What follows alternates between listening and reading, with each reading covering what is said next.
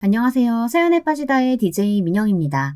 오늘도 첫 번째 사연 시작하기 전에 구독과 좋아요 버튼 눌러주시고요. 그럼 오늘의 사연도 함께 시작해 볼게요. 안녕하세요. 저는 이제 막 40이 된 유부녀입니다. 제 남편이 저더러 제일 큰 장점이 해맑음이라고 할 정도로 제 성격은 긍정적이고 밝은 편이에요. 지금까지 살면서 누구한테 싫은 소리 한 번 한 적 없이 살아왔다고 해도 과언이 아닐 정도로 평화롭게 살아왔습니다. 그런데 제가 아무리 긍정적이고 평화롭게 살아보려고 노력해도 주변에서 도와주지 않으면 아무 소용이 없더군요. 저희 시댁 식구들이 그랬어요. 제가 아무리 잘해보려고 노력해도 받아주지를 않았습니다. 저와 남편은 운명적으로 만났어요. 제가 반년 동안 유럽 배낭여행을 갔었는데 그때 프랑스 파리에서 에펠탑이 보이는 와인바에서 와인을 먹다 남편을 만났습니다. 물론 유럽에 한국 관광객이야 많죠. 하지만 유럽에서 아는 사람을 만날 확률은 그렇게 높지 않잖아요. 저와 남편은 고등학교 때 같은 영어학원을 다녔던 친구예요. 같은 학교는 아니었지만 2년이나 같은 학원을 다녔기 때문에 인사 정도는 하고 지냈었거든요. 그런 친구를 몇 년 만에 한국도 아닌 그 먼 프랑스에서 다시 만난 거죠. 저희는 너무 신기해서 그날 함께 에펠탑을 보며 와인을 마셨습니다. 만나지 못한 시간 동안 서로 어떻게 살아왔는지 이야기하다 보니 밤새 이야기를 했습니다. 그날 저희 둘은 서로에게 반해 한국에 돌아와 연애를 시작했어요. 시작이 운명적이어서 그랬는지 저와 남편은 연애하는 내내 정말 애틋하고 로맨틱하게 연애했습니다. 서로를 존중하고 간섭하지 않았어요. 그렇게 5년 넘게 연애했는데도 단 한 번도 싸운 적이 없었습니다. 저희는 그렇게 탄탄대로로 결혼까지 할 줄 알았어요. 문제는 그때부터였어요. 주변에서 다들 결혼은 현실이라고 했지만 저는 믿지 않았습니다. 저와 남편은 결혼해도 연애할 때처럼 사이좋게 지낼 자신이 있었거든요. 하지만 제 착각이었죠. 결혼 생활이라는 게 저희 둘만 잘한다고 되는 게 아니더군요. 시댁은 저희 친정과 너무나도 달랐어요. 저는 여유롭게 자랐습니다. 저희 부모님은 굉장히 자유로운 분들이셨어요. 공부든 뭐든 잘하지 못해도 착하고 바르게 자라기만 하면 된다고 하셨죠. 덕분에 저는 학창시절 내내 정말 밝게 뛰어놀기만 하느라 공부는 안중에도 없었습니다. 대학도 가질 않았어요. 하지만 시댁은 전혀 달랐습니다. 남편이 삼형제 중 장남이었는데 시부모님은 자식들끼리 경쟁을 부추기는 분들이었어요. 잘하는 자식을 더 밀어주고 못하는 자식은 구박을 해서라도 자신들의 기준에 맞추려고 했어요. 남편은 타고난 머리가 좋은 사람이라 학창시절부터 공부를 잘했어요. 고등학교 때 같은 영어학원에 다닐 때 남편 이름이 벽에 붙어있는 걸 봤습니다. 땡땡 고등학교 1학년 5반 오준수, 기말 영어 100점. 이렇게 항상 적혀 있어서 대단하다고 생각했거든요. 남편은 대학도 이름만 대면 누구나 아는 명문대를 나와 회계사 시험에도 당당히 합격해 현재 회계사예요. 남편은 언제나 시부모님의 자랑이었습니다. 덕분에 시동생들은 항상 비교에 시달렸나 봐요. 형은 영어학원만 다니고도 만점을 놓친 적이 없는데 너네는 학원에 개인과외까지 붙여줘도 성적이 오를 생각을 안 하니? 이래서 서울에 4년제에 들어가겠어? 엄마가 미국 입문에 갈 때마다 우린 빼놓고 매일 형만 데려갔잖아요. 형은 미리 조기교육해서 당연히 잘하는 거지. 그러게 우리도 미리 어릴 때 미국에서 조기교육하고 왔으면 지금 이렇게 고생 안 해도 될 텐데. 얼씨구 미국 비행기표가 얼만데 우리 집 형편에 온 식구가 어떻게 나가? 머리 좋은 우리 장남이 가는 게 낫지. 어쨌든 괜한 핑계 대지 말고 빨리 들어가서 공부나 해. 다음 시험도 이따위로 보면 둘 다 용돈 20% 삭감이니까 그런 줄 알아. 아 그런 게 어딨어요. 형은 이번에 또 용돈 올려줘 놓고 자꾸 돈 가지고 치사하게 이럴 거예요? 그러면 너희도 성적 올려. 그러면 알아서 올려줄 테니까. 시부모님은 자식이 셋이나 있어서였는지 모두에게 공평하지 못했습니다. 조금이나마 가능성이 더 있는 남편에게 기대를 많이 하신 것 같아요. 시부모님은 아들 셋을 훌륭하게 키우기 위해 부단히도 노력하셨습니다. 시부모님은 두 분 다 공무원이셨어요. 두 분이 평생 공무원으로 사시면서 느낀 바는 타고난 재력이 없는 평범한 사람들은 남들 사는 만큼 살아서는 절대 성공할 수 없다고 생각하셨죠. 형편이 넉넉하지 않으면 남들보다 더 일찍 일어나 성실하게 공부하고 일해야 남들 사는 만큼 평범하게라도 살 수 있다고 하셨대요. 그래서 성적이나 대학, 직장, 결혼 같은 것들에 집착을 하셨어요. 공부를 잘해야 좋은 대학에 가고 좋은 대학을 나와야 좋은 직장에 들어가서 능력 있는 여자를 만난다는 말을 귀에 못 박히게 들었답니다. 남편은 워낙 모범생이라 항상 부모님이 시키는 대로 하며 살기는 했지만 그런 부모님이 굉장히 답답해서 힘들었답니다. 그래서 하루라도 빨리 결혼해 자신의 가정을 만들고 싶었대요. 부모님이 만든 가정과는 전혀 다른 가정을 만들고 싶어서 저와 결혼한 거예요. 저처럼 자유로운 사람과 결혼해 살다 보면 자신이 생각하는 안정적이고 따뜻한 가정을 만들 수 있을 것 같아서요. 그런데 그 또한 쉽지 않았습니다. 제가 사실 고졸이라는 사실을 시부모님께서 아시자마자 결혼을 반대하셨어요. 저는 예상하지 못한 일이었지만 남편은 예상하고 있었더라고요. 제가 대학에 나오지 않아 시부모님께서 마음에 들어하지 않는다고 하셨을 때 남편은 별로 당황하지 않더라고요. 요즘은 개나 소나 다 가는 대학을 도대체 왜 안 갔어? 집안 형편이 그렇게 안 좋았어? 시아버지는 제게 뭔가 대단한 이유가 있어서 대학을 안 갔을 거라고 예상하셨습니다. 그런 사연이 있는 건 절대 아니고요. 그냥 제가 더는 학교에 다니고 싶지 않아서 안 간 거예요. 진심이었습니다. 저는 학교를 별로 좋아하지 않는 학생이었어요. 하지 말라는 것도 많고 지켜야 할 규칙들도 많은 학교가 싫었습니다. 더군다나 특별히 대학에 가서 배우고 싶은 것도 없다 보니 저에게는 대학에 갈 이유가 없었어요. 제가 어른이 돼서 알고 싶고 하고 싶었던 일들은 대학에 없었거든요. 부모님도 제가 원하는 대로 하라고 하셨고요. 부모님이 딸한테 영 관심이 없으셨나 보네. 형제도 없이 혼자라면서 하나뿐인 딸을 어떻게 대학을 안 보내? 시어머니는 저희 부모님을 만나기도 전에 마음대로 자식에게 관심이 없는 분들로 만드셨습니다. 자식에게 무관심해서 대학을 안 보낸 거라고 생각하시더군요. 부모님 두 분 다 한국 교육 시스템이 무조건 옳다고 생각하시는 분들은 아니어서요. 남들 다 간다고 따라서 가는 건 아니라고 하셨어요. 제가 한국에 살면서 지금까지 대학을 왜 안 갔냐는 말을 100번도 넘게 들었을 거예요. 언제부턴가 우리나라 사람들은 대학을 마치 의무교육인 것처럼 생각하는 것 같더군요. 그러다 보니 저는 이제 기계처럼 누르면 바로 답이 나왔어요. 제가 가기 싫어서 안 갔다고 말하면 대부분 더는 묻지 않았는데 시부모님은 좀 다르더군요. 시부모님은 제가 대학을 나오지 않았다는 게 굉장히 마음에 안 드시는 것 같았어요. 결혼을 반대하실 정도로요. 실제로 시부모님은 처음에 결혼을 반대하셨습니다. 나중에는 결국 허락하시긴 했지만 결혼 이후에도 같은 문제로 계속 이야기하실 정도로 중요하게 생각하기는 하셨어요. 거기서 끝이 아닙니다. 시부모님뿐만이 아니라 다른 시댁 가족들도 비슷했어요. 남편이 장남이긴 하지만 시동생 둘이 저희보다 더 먼저 결혼했어요. 그래서 저는 결혼하자마자 동서가 이미 둘이나 있었습니다. 말씀드렸죠. 시부모님은 자식도 비교하며 차별하는 분들이라고요. 그래서 그런지 동서들 텃세가 대단했어요. 결혼식 날짜를 잡고 처음으로 시댁에 놀러가 식구들과 다 같이 모여 식사를 했는데 잠깐 제가 화장실을 다녀오는 사이 동서 둘이 주방에 앉아 제 이야기를 하고 있더군요. 어머님 아버님이 아주 장남이라면 꿈뻑 죽고 자랑만 하시길래 얼마나 대단한 며느리 보시려나 했더니만 고졸의 백화점 판매원이 뭐야. 나 참 진짜 어이가 없어서. 그러니까요.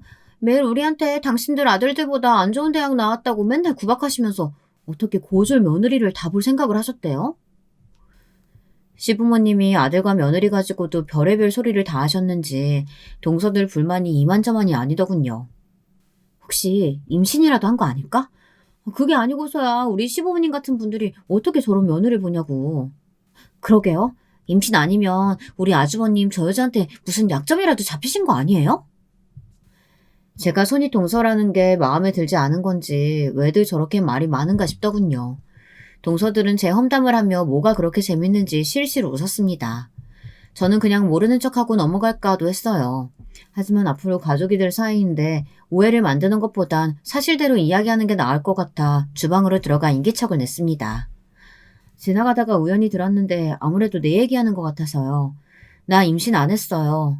준석 씨랑은 사랑해서 결혼하는 거예요. 어머 형님 어떻게 인기척도 없이 나타나고 그러세요? 아 깜짝 놀랐네.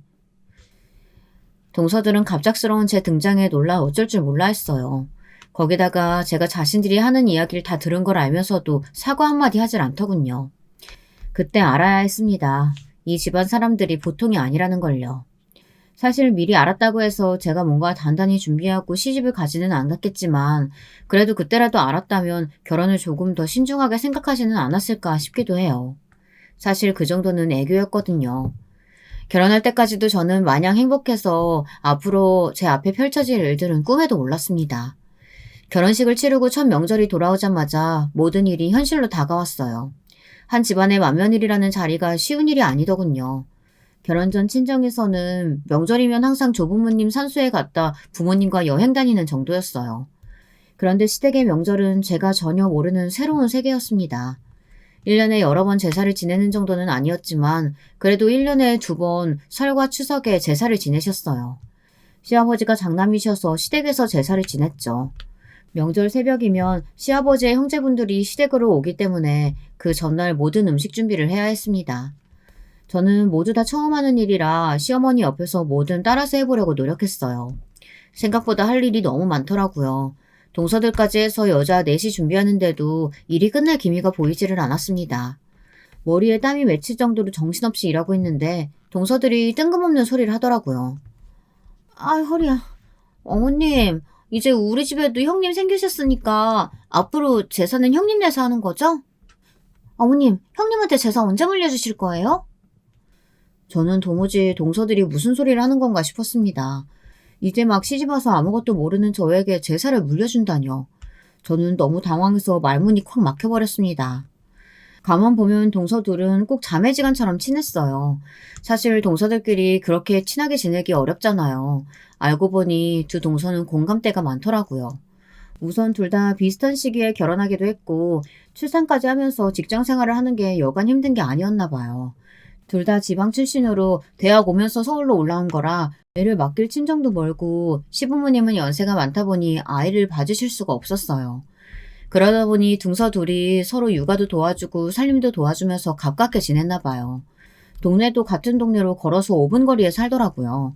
그렇게 서로 자매처럼 지내다가 지금은 아예 둘이 직장을 그만두고 퇴직 근무로 같이 가게를 차렸어요. 대학가 근처에서 분식집을 하더라고요. 저는 사실 두 동서 사이가 부러웠어요. 저도 친하게 지내고 싶었죠. 그런데 이미 글러먹은 것 같았습니다. 이제 보니 동서들은 남편이 결혼하기만을 기다렸나 봐요. 장남이 남편이 결혼을 안 해서 맏며느리가 없으니 자신들이 힘들다고 투덜거리며 맏며느리가 들어오면 제사를 넘겨버리려고 했나 보더군요. 아무래도 이대로 가만히 있다가는 제가 괜히 덤터기를 쓸 것 같아 한마디 하려고 했습니다. 이 많은 음식을 제가 혼자 어떻게 준비하냐고요. 그런데 그때였어요. 제가 나서기 전에 시어머니께서 버럭 소리를 지르셨습니다. 정신없이 바빠 죽겠는데 무슨 헛소리들 하는 거야? 큰애가 맏며느리긴 해도 이제 막 시집와서 제사에 제자도 모르는 애한테 하나라도 더 알려주려고는 하지 못할 망정? 넷이 하기도 벅찬 제사를 떠넘기려고 해? 너 지금 새 사람 들어왔다고 텃세 부리니? 안 그래도 제삿날이라 시어머니께서 예민하신 와중에 동서들이 계란 소리까지 하니 시어머니께서 화가 많이 나신 것 같더군요. 조상님 드시는 음식 만들면서 며느리들이 하기 싫은 티 내면 조상님들 다 하셔. 너희들 그렇게 제사 음식 하기 싫으면 앞으로는 다 오지 마라. 내가 혼자 해도 되니까. 저는 다행이다 싶었습니다. 동서들은 좀 얄미워도 시어머니께서 제 입장을 빨리 해결해 주신 덕분에 제가 굳이 나서서 이야기하지 않아도 되니 다행이더군요. 어머니도 참 제가 음식하기 싫어서 이러겠어요. 그냥 형님 긴장하시라고 농담 좀 한 거죠. 시어머니가 계셔도 저에게 제사를 넘기니많이 헛소리들을 하길래 동서들이 시어머니도 안 무서워하는 줄 알았더니 그건 아닌가 봐요. 시어머니의 호통 한 방에 동서들은 다들 몸을 사리더군요. 저는 시어머니에게 혼도 났으니 동서들이 더는 제 앞에서 까부는 일이 없겠지 했습니다. 그런데 아니더군요. 명절 이후에 동서들이 저를 은근 따돌렸어요. 가끔 볼 때마다 은근슬쩍 제가 모르는 이야기들을 하면서 저를 끼워주지 않으려고 했어요. 동서들은 저보다 몇 년씩 일찍 결혼해서 아이가 다 하나씩 있었어요. 저도 주변에 결혼하고 아이를 키우는 친구들이 많아서 웬만한 육아에 대해서는 다 알고 있는데 툭하면 동서들은 저는 모르는 이야기라고 하면서 안 끼워주려고 했어요. 시댁에서 밥을 먹고 치울 때도 둘이 따로 나가서 디저트를 먹고 오기도 하고 설거지나 뒷정리도 꼭 둘이서만 하려고 했습니다. 물론 여자들이 있는 곳은 어디나 텃세가 존재하니 처음엔 저도 그러려니 했어요. 시간이 흐르면 자연스레 괜찮아지겠지 싶어서요. 그런데 동서들의 행동은 단순히 텃세라고 하기는 항상 도가 지나쳤어요. 첫째 동서 아이가 5살이라 말을 굉장히 잘해요. 벌써 한글 공부도 하고 있어서 눈에 보이는 글씨를 다 읽습니다. 하루는 시댁에 모여 다 같이 과일을 먹고 있었는데 텔레비전에 수능날이라며 교실에서 수능을 보고 나오는 학생들의 장면이 나왔습니다. 그 장면을 보고 조카가 저 시험이 무슨 시험이길래 텔레비전에도 나오냐고 신기했습니다. 많이 어려운 시험이냐면서요. 그럼 저 시험을 잘 봐야 좋은 대학 나와서 좋은 직장에 다니는 거야. 큰아빠가 저 시험 엄청 잘 봐서 우리나라에서 제일 좋은 대학에 들어갔잖아. 우리 손주, 머리는 너희 아빠 엄마보다 큰아빠를 닮아야 돼. 그래야 공부 잘해서 좋은 대학 가고 훌륭한 사람 되지. 시어머니는 언제나 공부 이야기만 나오면 남편 자랑은 하느라 바쁘셨습니다. 옆에는 저마저 민망할 정도로 큰아들 바라기셨습니다. 그럴 때마다 시동생들은 또 시작이다라는 식의 반응이었어요. 하도 많이 들어서 이제는 익숙한지 그날도 어김없이 시동생들은 고개를 절레절레 흔들었어요. 시동생과 동서들도 다들 좋은 직장에서 열심히 직장 생활을 하는데도 시부모님은 성에 차질 않으시는 것 같았죠. 그때 조카가 물었습니다. 좋은 대학에 나오면 뭐가 좋은 거냐고요. 좋은 대학 나오면 다 좋지. 봐라, 큰아빠가 좋은 대학 나와서 공부도 잘하니까 돈 잘 버는 회계사 시험도 한 번에 붙었잖아. 시아버지의 말에 조카가 대단하며 엄지손가락을 축혀 세웠습니다. 남편은 쑥스러운지 시부모님께 이제 그만하시라고 했어요. 그런데 그때 동서가 시부모님 말에 좀 기분이 상했는지 굳이 안 해도 될 말을 하더군요. 괜히 제게 시비를 걸면서까지요. 그래, 큰아빠는 공부도 잘하고 좋은 대학 나와서 훌륭한 분이야. 그래서 결혼은 자신보다 조금 부족해도 사람 마음씨만 보고 결혼했다니까. 큰아빠 완전 멋지지? 이건 뭐 먹이 사슬이 따로 없었습니다. 저희 시댁 분위기가 항상 이랬어요. 시부모님의 일방적인 남편 사랑이 시동생들이나 동서들의 시샘과 질투로 저에게 날아왔어요. 동서들이 보기엔 제가 만만했나 봐요. 시댁에서 왕자님이나 다름없는 남편 때문에 받은 스트레스를 다 저에게 푸는 것 같더군요. 제가 이런 이야기를 남편에게 하면 자신이 시부모님께 이야기하겠다고 했지만 사실 소용없었어요. 시부모님의 마음속에 1등은 언제나 남편이었으니까요. 한 번은 그런 적도 있었어요. 연휴 때 시아버지께서 갑자기 허리가 부러지셔서 응급실에 가셨습니다. 워낙 심각한 환자가 많은 응급실이다 보니 시아버지는 응급조치만 받고 계속 기다리셔야 했어요. 그때 시아버지의 연락을 받고 남편이 곧바로 수술이 가능한 병원에 모시고 갔습니다. 남편이 병원 회계 쪽을 담당하다 보니 아는 의사들이 많거든요. 그 일로 시부모님의 남편 사랑은 더 커져버렸습니다. 거의 무한 신뢰였어요. 이래서 사람이 능력이 있어야 돼. 봐라, 그 많은 사람이 응급실에서 아무것도 못하고 다 기다리고 있는데 나만 우리 아들 덕분에 1시간도 안 돼서 수술 딱 받았잖아. 자식 많고 며느리 많으면 뭘 해. 우리 큰아들이 있으면 무적인데. 거 봐요. 이게 다 누구 덕이야. 내가 어려서부터 일찍이 우리 큰아들 재능을 알아봐가지고 밀어준 덕분에 이렇게 훌륭하게 자란 거 아니에요? 그냥 평소 잘 아는 분이 마침 근처 병원 하시니까 부탁한 거죠. 뭐 그래도 수술 잘 끝나서 다행이에요. 둘째, 막내. 너희는 뭘 그렇게 뚱하니 앉아있어? 형한테 고생했다고 고맙다고 인사를 해야지. 아무리 장남이라도 자식이 셋이나 있는데 혼자 자식 노릇하느라 얼마나 힘들겠어? 시동생들은 하도 들어서 이제는 아예 면역이 생겨서 신경도 안 쓰는데 동서들이 기분이 나쁜지 씩씩거리더군요. 저는 이해가 됐어요. 제가 보기에도 시부모님이 너무하시다 싶었거든요.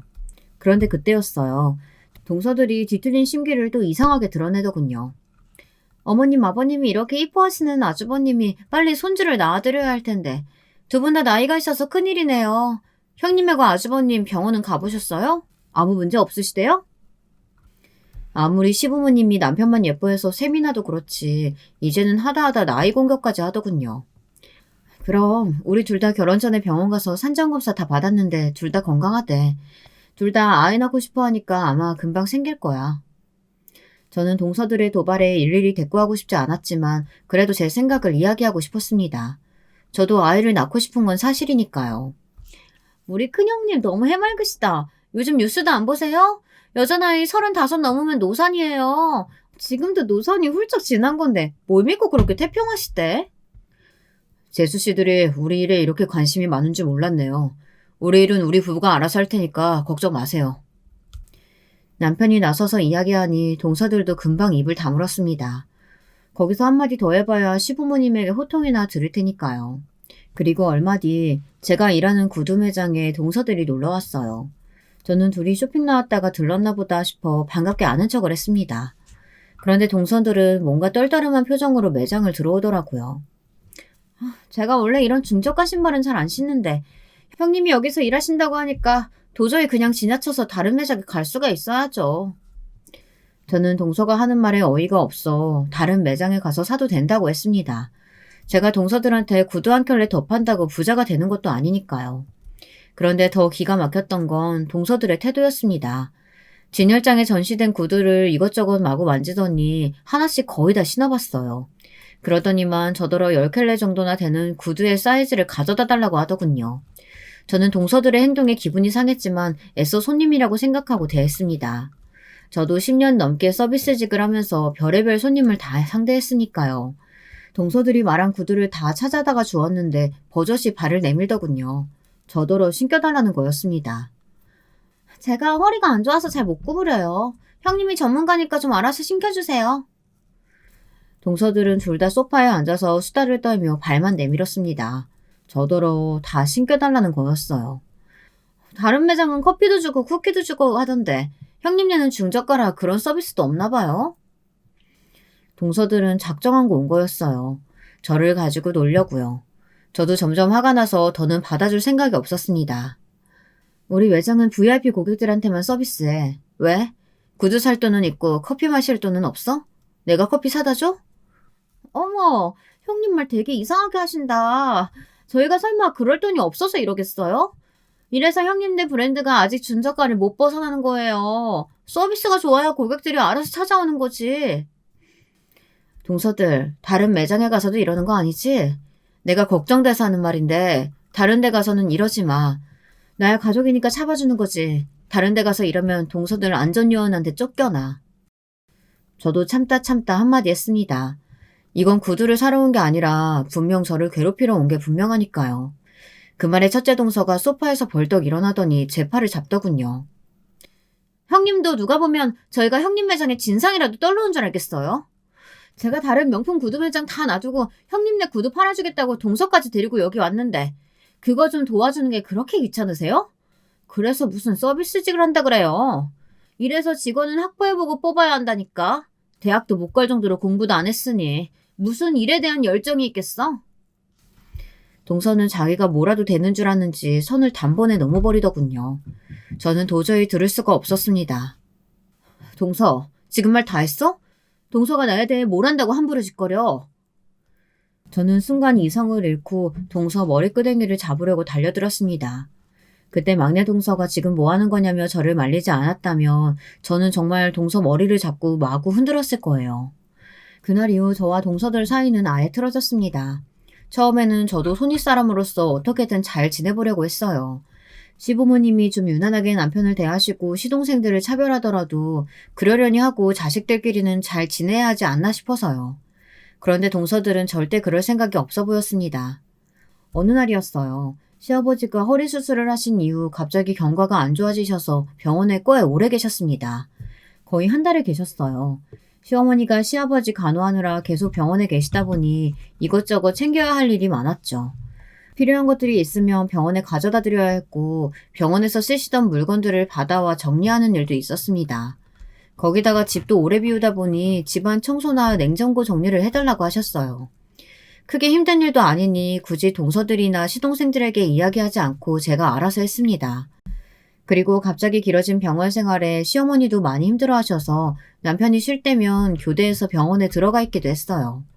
저는 길어봐야 한 달이니 우리가 알아서 하면 되겠지 싶었는데 남편은 은근 저에게 미안했나 봐요. 앞으로는 시동생들에게 이야기할 테니 저더러 병원에 오지 않아도 된다고 했습니다.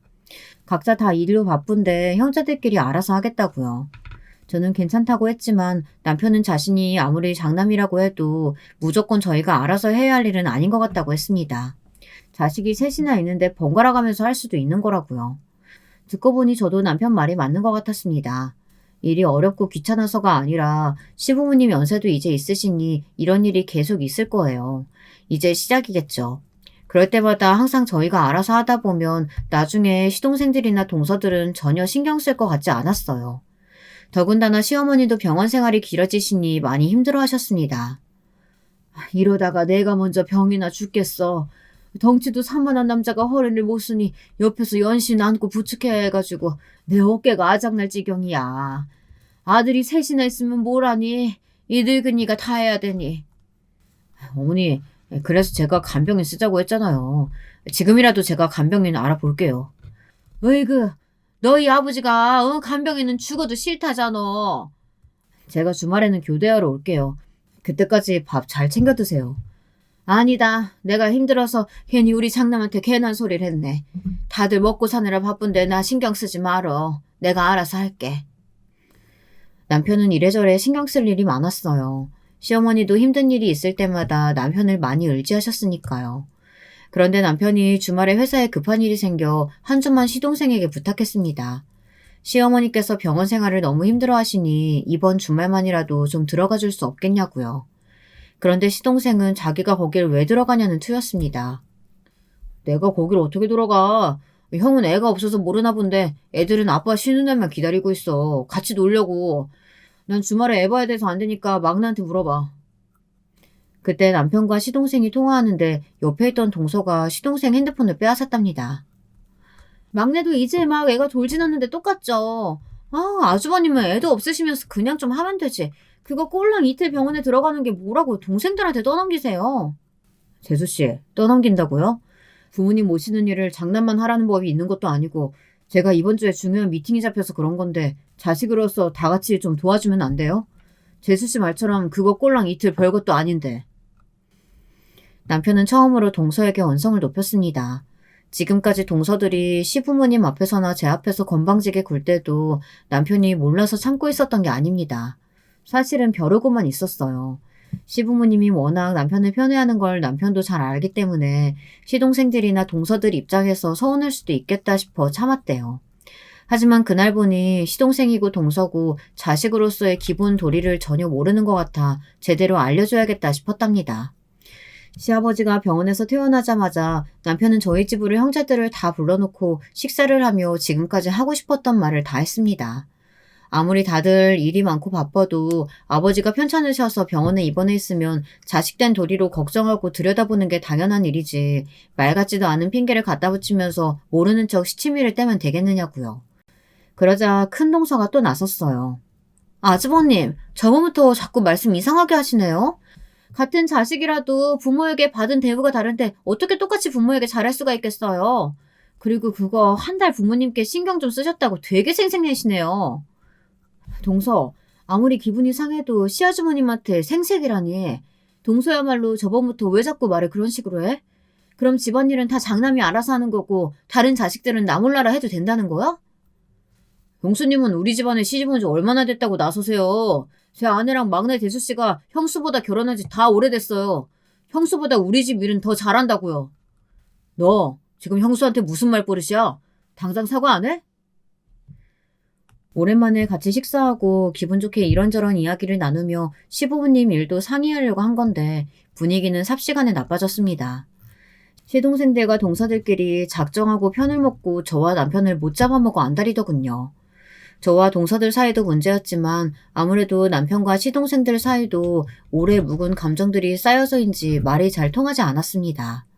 어릴 때부터 여러모로 뛰어난 남편이 부모님의 지원을 많이 받기도 했지만 성인이 돼서도 그랬나 봐요.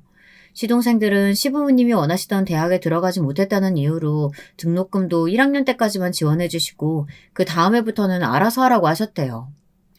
아무리 내가 부모라도 이름도 처음 들어보는 대학에 등록금까지 다 내줘야겠냐?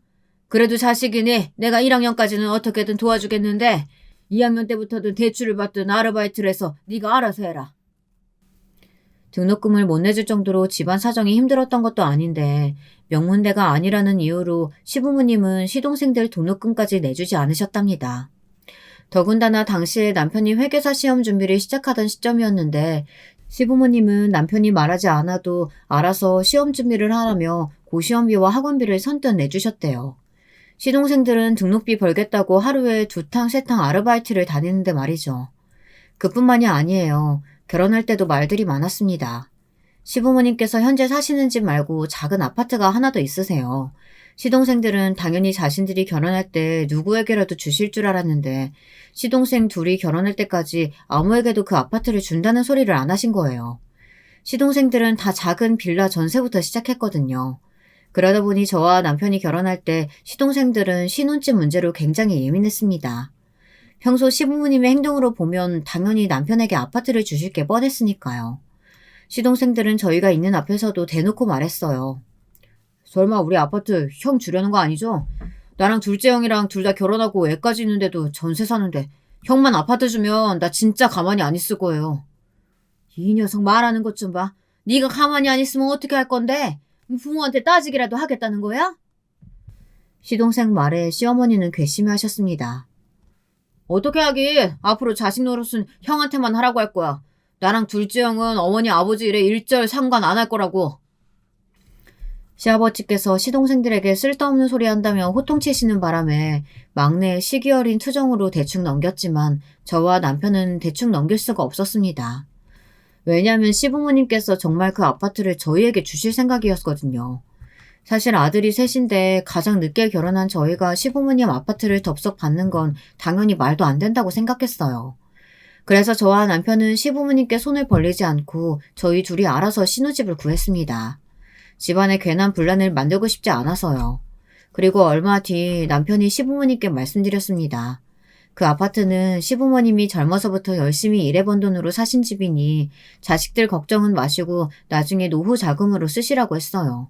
아니면 저희는 정말 괜찮으니 시동생들에게 나눠주셔도 된다고 했죠. 시부모님은 끝까지 장남인 저희에게 주시려고 했지만 저희는 끝까지 받지 않았습니다. 그래서 결국엔 나중에 그 아파트가 팔리면 똑같이 셋이 나눠준다고 하셨던 것 같더라고요.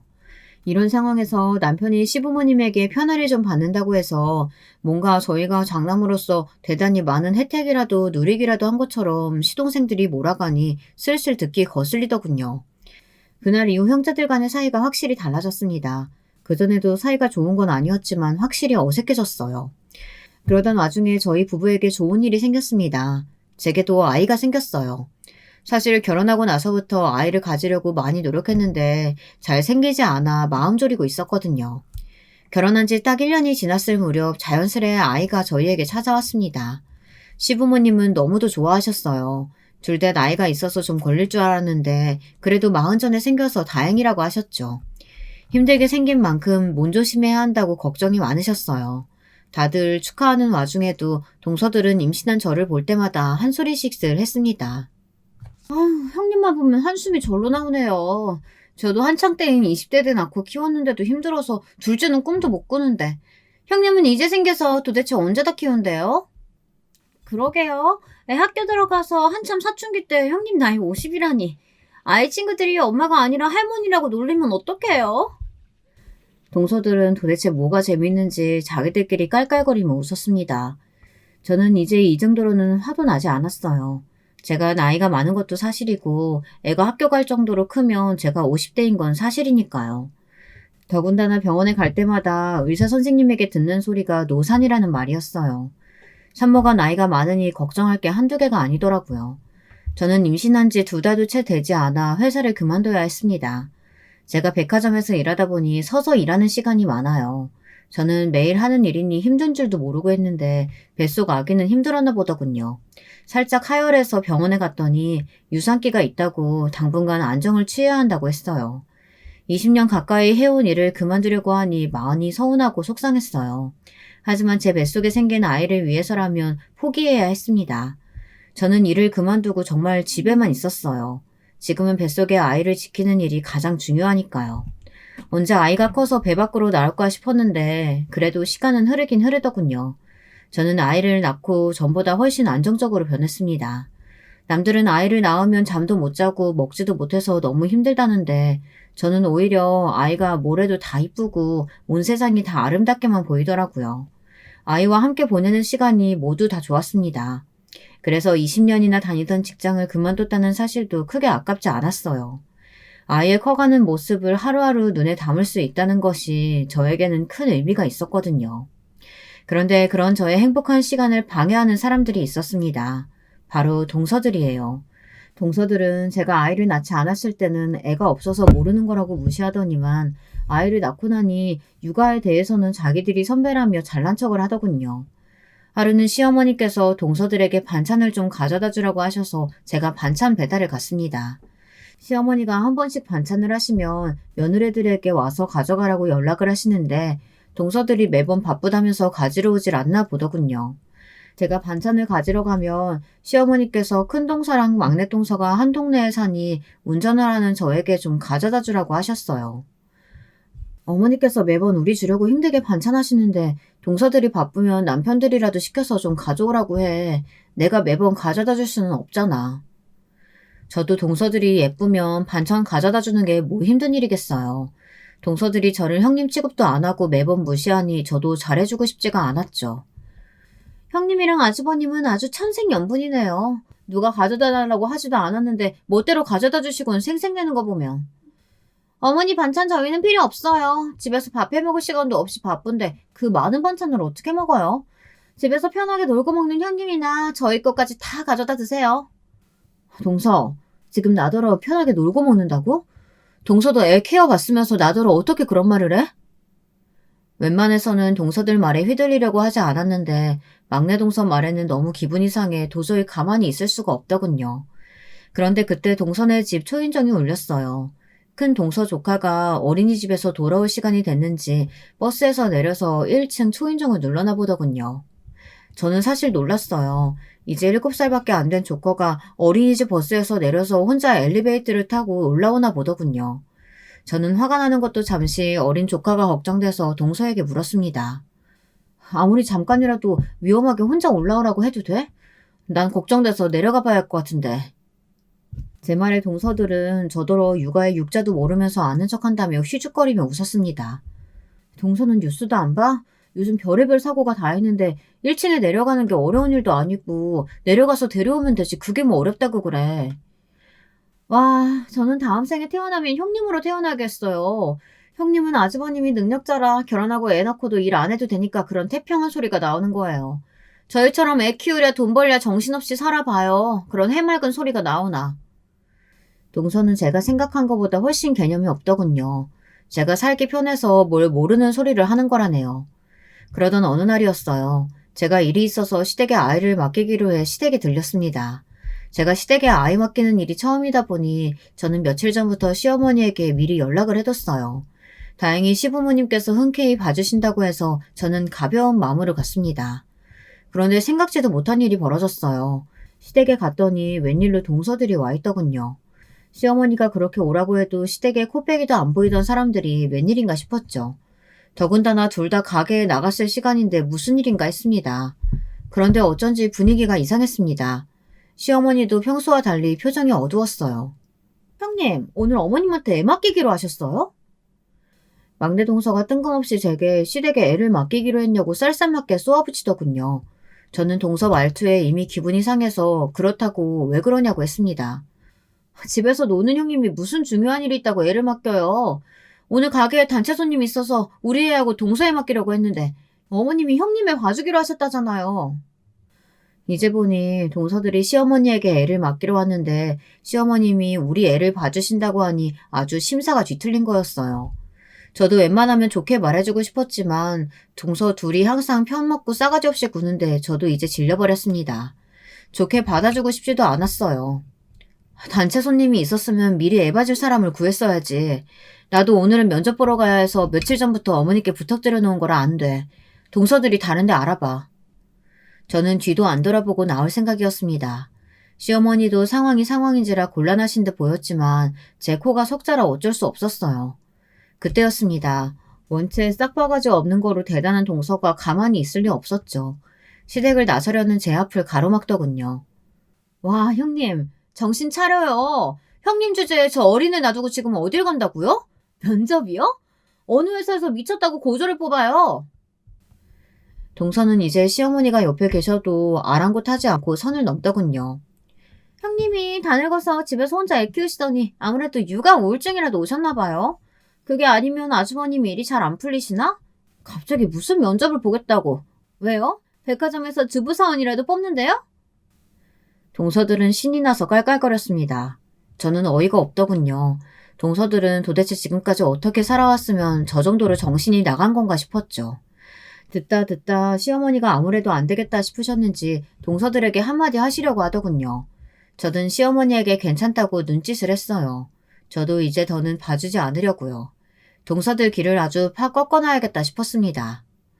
동서들이 지방 출신이라 아는지 모르겠네. 혹시 대우회사라고 알지? 나 오늘 거기 면접 보러 가. 인사팀 부장 자리로. 형님, 요즘 개그 배우세요? 저 지금 너무 웃겨서 빵 터졌잖아요. 대우회사가 미쳤어요? 형님 같은 고졸을 부장 자리에 뽑아줄게? 이거 어쩌지? 나 동서들 웃기려고 이러는 거 아닌데. 대우회사 대표가 바로 우리 아빠야. 나 우리 아빠 회사로 들어가기로 했어. 제 말에 순식간에 집안이 조용해졌습니다.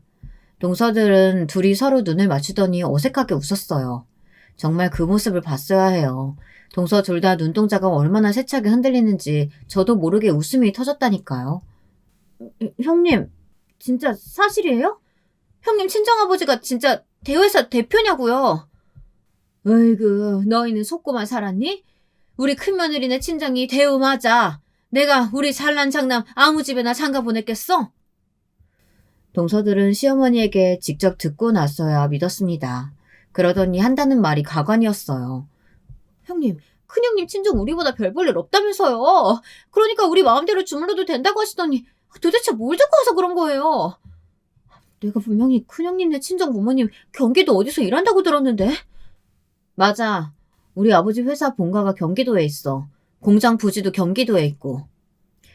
그랬습니다. 저희 시부모님이 어떤 분들입니까? 장남이라면 아주 덜덜 하시는 분이에요. 그런 분들이 저와 결혼을 어떻게 허락하셨겠어요. 저와 남편이 결혼할 때 시아버지 아파트에 욕심을 낼 필요가 없었던 게 저희 친정에서 이미 제 앞으로 해준 아파트가 있었어요. 서울 한복판에 40평대 아파트요. 그런 집을 떡하니 결혼하면서 가져왔으니 시부모님이 제가 아무리 고졸이라도 더는 반대하실 수 없었던 거죠. 그날 이후 동서들의 태도는 아주 180도 달라졌습니다. 그럴만도 했어요. 사실 시동생 둘 다 다니는 직장이 저희 친정아버지 회사와 같은 계열이에요. 전에 남편에게 들었는데 작은 시동생은 저희 아버지 회사에 면접을 본 적도 있는데 떨어졌다고 하더라고요. 형님, 우리 귀여운 조카 이제 이유식 먹기 시작했다면서요? 이유식 만들기 너무 힘드시죠? 제가 동서랑 이유식 만들어 왔어요. 이거 먹고 우리 조카가 좋아하면 앞으로 저희가 이유식은 싹 다 책임질게요. 저는 기가 막혀서 갑자기 왜 이러냐고 했습니다.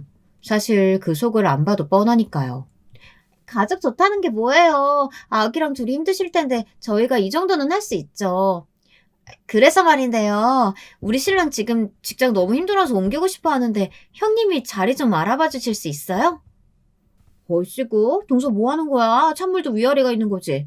우리 신랑 먼저 이야기하기로 했잖아. 먹고 사는데 위아래가 어딨어요, 형님. 우리 신랑은 자격증도 엄청 많아요. 거기다가 저희 신랑이 더 젊잖아요.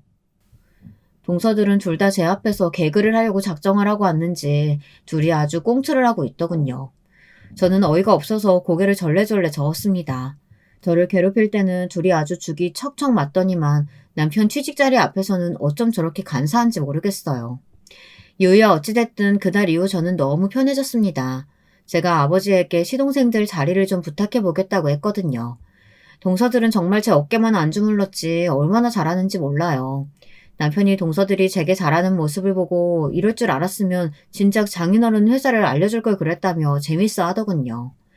시동생들이 저희 아버지 회사에 입사를 해서 저에게 고마워한다고 해도 지금까지 서로 헐뜯으며 미워하며 보낸 시간이 사라지는 건 아니지만 그래도 전보다는 나아지지 않을까 작은 기대를 하고 있습니다.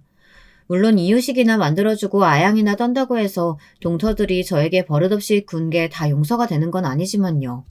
그래도 앞으로 가족들끼리 조금 더 화목해진다면 그거로 만족하려고 합니다. 지금까지 저의 긴긴 이야기 끝까지 들어주셔서 감사해요. 여러분의 가정에도 우여곡절이 있다면 좋은 방향으로 해결되시길 바라겠습니다.